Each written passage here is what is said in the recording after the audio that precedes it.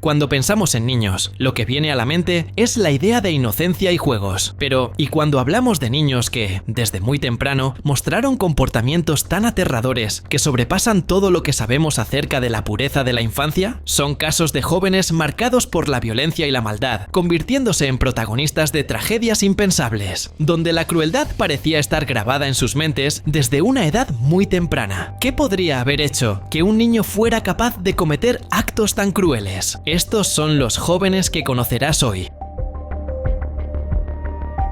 En 1993, en la ciudad de Liverpool, en Inglaterra, John Venables y Robert Thompson, dos niños de 10 años, fueron responsables de un crimen tan cruel que hasta hoy provoca indignación. Secuestraron, torturaron y acabaron con la vida de James Bulger, un pequeño de apenas 2 años. Todo comenzó cuando John y Robert decidieron saltarse la clase y pasar el rato en el centro comercial. Durante el paseo, vieron a James junto a su madre y, en un momento de descuido por parte de ella, se llevaron al niño. Los dos caminaron largas distancias con James. Muchas personas los vieron, pero nadie intervino. En el trayecto, comenzaron a torturar al niño de manera brutal. Le vertieron pintura azul en el rostro, le golpearon con ladrillos y barras de hierro, causándole heridas espantosas. Al final, dejaron su cuerpo en las vías del tren para que fuera arrollado y así ocultar cualquier rastro del crimen. El cuerpo fue encontrado 2 días después y las cámaras de seguridad del centro comercial mostraron los últimos momentos de James en compañía de John y Robert. Cuando se supo que los culpables eran niños, la sociedad quedó en shock. Durante el juicio, John y Robert fueron declarados culpables, pero debido a su corta edad, recibieron penas leves. Cumplieron cerca de 8 años en una institución para menores y fueron liberados en 2001, ya adultos, con nuevas identidades para evitar represalias. El caso volvió a causar polémica en 2019, cuando el cortometraje Detainment, basado en los interrogatorios policiales, fue nominado al Oscar. Los padres de James se mostraron indignados, afirmando que la película reabría recuerdos dolorosos sin su consentimiento.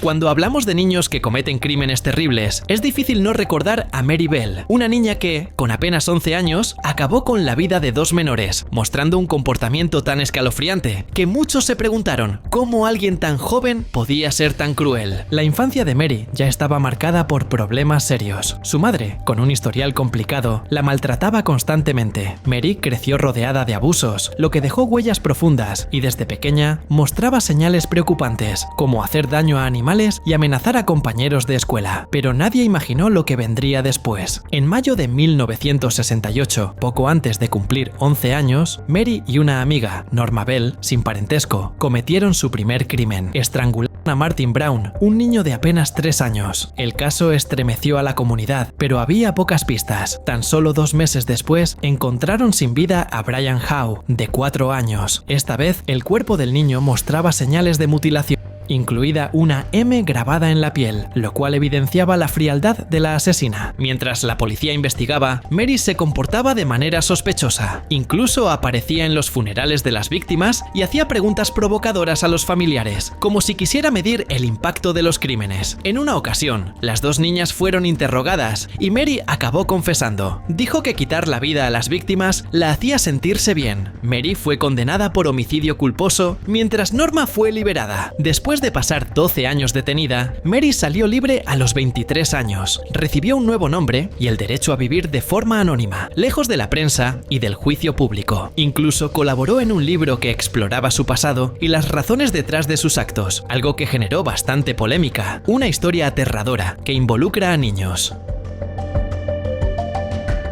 En 1993, en Savona, un pequeño pueblo del estado de Nueva York, Eric Smith, un chico de 13 años, se hizo conocido por el asesinato brutal de Derrick Robbie, un niño de tan solo 4 años. El 2 de agosto de 1993, Derrick, entusiasmado por ir al campamento de verano, le pidió a su madre que lo dejara ir solo. El recorrido era corto y el pueblo parecía seguro, así que ella aceptó. Sin embargo, Derrick nunca llegó a su destino. Su cuerpo fue encontrado más tarde y la escena escena era espeluznante. Su cabeza había sido aplastada con una piedra, su pecho mostraba marcas de agresiones y le habían introducido un palo en el cuerpo. El crimen sacudió profundamente a los habitantes del pequeño pueblo, donde casi todos se conocían y apenas ocurrían problemas. Con solo 900 habitantes, Savona se convirtió en el centro de interrogatorios que incluyeron tanto a adultos como a niños. Nadie parecía tener pistas útiles hasta que Eric Smith, un chico conocido por su conducta peculiar y por sufrir acoso, empezó a despertar sospechas. Pecoso, de gafas grandes y apariencia frágil, parecía inofensivo, pero su actitud intrigó incluso a su padrastro, un policía jubilado. 6 días después del crimen, el padrastro decidió confrontar a Eric en una charla familiar. Bajo presión, el chico terminó confesando, explicando con detalle cómo atrajo a Derrick a una zona apartada, donde lo estranguló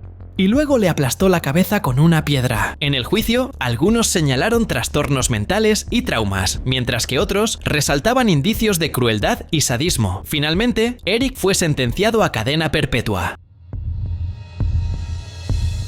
Jesse Pomeroy se hizo famoso como el demonio infantil de Boston y sigue siendo hasta hoy el asesino en serie más joven de la historia de Estados Unidos. A comienzos de la década de 1870, con apenas 11 años, Jesse ya torturaba a otros niños, pero lo peor ocurrió cuando, a los 14, fue condenado por acabar con la vida de 2 de ellos. La primera señal de que algo iba muy mal con él surgió cuando los residentes de Boston empezaron a encontrar niños con heridas graves, atados a postes. Poco a poco se hizo evidente que Jesse estaba detrás de estos actos crueles. Torturó al menos a 7 niños y 2 de ellos no sobrevivieron. Cuando le preguntaban el motivo, daba respuestas confusas, a veces negándolo todo y otras diciendo que algo lo impulsaba a hacerlo. Con 12 años, Jesse fue enviado a una escuela de reforma, donde se consideró que tenía un comportamiento ejemplar y, por ello, fue liberado tras solo 17 meses. Sin embargo, su libertad duró poco. Poco después de salir, cometió 2 asesinatos más. Una niña de 10 años y un niño de 4 fueron hallados sin vida y con señales de tortura. Fue condenado a la pena de muerte, pero la sentencia se cambió por cadena perpetua y pasó el resto de su vida en confinamiento solitario, falleciendo en 1932. Con tan solo 14 años, Joshua Phillips acabó con la vida de Maddie Clifton, una niña de 8 años que era su vecina. Todo comenzó en Jacksonville, Florida, cuando Maddie desapareció sin dejar rastro. Había salido a jugar y sencillamente se esfumó. La ciudad entera se movilizó para encontrarla, y la familia de Maddie hizo peticiones desesperadas para que regresara con vida. Nadie imaginaba que se hallaba a pocos metros de su casa en la habitación de Joshua. Joshua y Maddie solían jugar juntos, pero el día del crimen, las cosas tomaron otro rumbo. Estaban jugando béisbol cuando, en un momento de descuido, Joshua golpeó por accidente a Maddie con el bate. En lugar de pedir ayuda o contar lo ocurrido, él entró en pánico, temiendo un castigo. Ese miedo lo llevó a tomar una decisión cruel. Llevó a Maddie a su casa, la agredió y acabó con su vida, ocultando su cuerpo debajo de la cama. Durante varios días, mientras la comunidad buscaba a Maddie, Joshua actuó como si nada hubiera pasado. Siguió su rutina normal, hasta que su madre, notando un olor fuerte proveniente de la habitación, decidió investigar. Al levantar el colchón, encontró el cuerpo de Maddie. La policía detuvo rápidamente a Joshua, generando conmoción en todo el país. A pesar de su edad, fue juzgado como adulto y sentenciado a cadena perpetua, sin derecho a libertad condicional. La frialdad con la que cometió y encubrió el crimen solo incrementó la indignación. Craig Price es uno de los nombres más conocidos cuando se habla de niños que han cometido crímenes brutales. Tenía apenas 13 años en 1989, en Rhode Island, cuando acabó con la vida de 3 personas de una forma extremadamente violenta. Todo ocurrió cuando atacó a Rebecca Spencer, de 39 años, y a sus 2 hijas, Melissa, de 15, y Jennifer, de 10, mientras dormían. Empleó cuchillos de forma brutal, sin que nadie pudiera explicarse cómo un niño podía hacer algo tan atroz. Antes de cometer los asesinatos, Craig ya mostraba señales de comportamiento perturbador, como torturar animales y actuar de manera inquietante. Incluso después de llevar a cabo el crimen, siguió libre durante un tiempo, llevando una vida normal, lo que hizo la situación todavía más aterradora. Parecía no sentir remordimiento alguno por lo que había hecho. Cuando finalmente fue arrestado y juzgado, se le impuso cadena perpetua. Hasta el día de hoy, Craig permanece en prisión.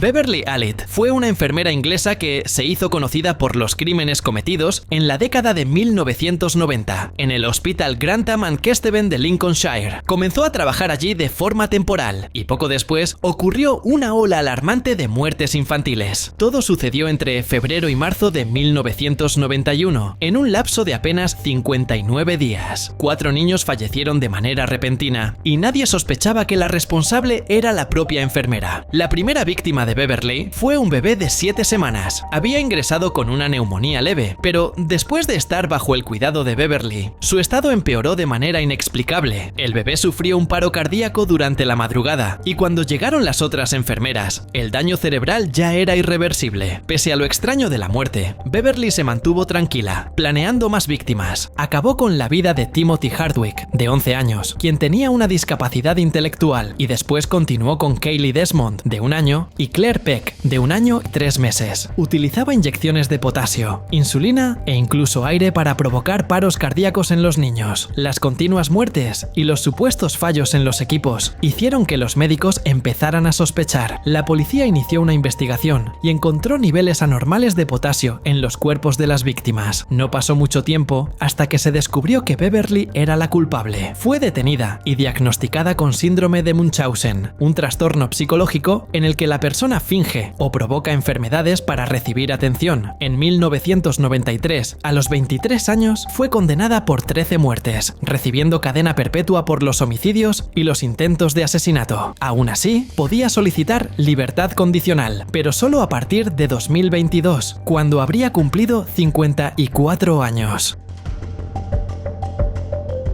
Graham Young, un hombre nacido en Londres en 1947, se hizo famoso por ser uno de los psicópatas infantiles más notorios de la historia. Desde muy pequeño, sentía un interés peculiar por temas oscuros, como libros sobre el dictador alemán y sobre venenos, mientras los demás niños se preocupaban por cosas más comunes. Ese interés, por supuesto, no se limitó a la lectura. A los 13 años, ya experimentaba con venenos en gatos callejeros, solo para ver cómo reaccionaban y cómo morían. A los 15 años, comenzó a envenenar a su propia familia. Su padre, su madrastra e incluso su hermana presentaban síntomas extraños como fuertes dolores estomacales, vómitos y diarrea. El padre solo sospechó que algo andaba mal cuando la hermana terminó en el hospital con alucinaciones y los exámenes revelaron la presencia de veneno en su organismo. Aún así, el chico mintió, pero la verdad finalmente salió a la luz. En 1962, su madrastra murió y la autopsia evidenció que había sido envenenada. Ya no había forma de esconderlo. Graham fue enviado a un hospital psiquiátrico, donde le diagnosticaron un trastorno de personalidad y esquizofrenia. Aún estando internado, Graham no dejó de lado sus prácticas. Empezó a envenenar a otros pacientes e incluso al personal del hospital. Sin embargo, tras un tiempo, fue liberado porque creyeron que había cambiado. En su libertad, consiguió trabajo en una fábrica de lentes, pero esto solo le sirvió para seguir con sus experimentos. Envenenó a más de 70 compañeros de trabajo ofreciendo té contaminado. Cuando algunas personas murieron, las autopsias revelaron el veneno en sus cuerpos. Fue entonces cuando lo arrestaron, después de que un compañero denunciara su obsesión con los venenos. Graham fue condenado a cadena perpetua y murió en prisión en 1990, dejando tras de sí un rastro de destrucción y muerte.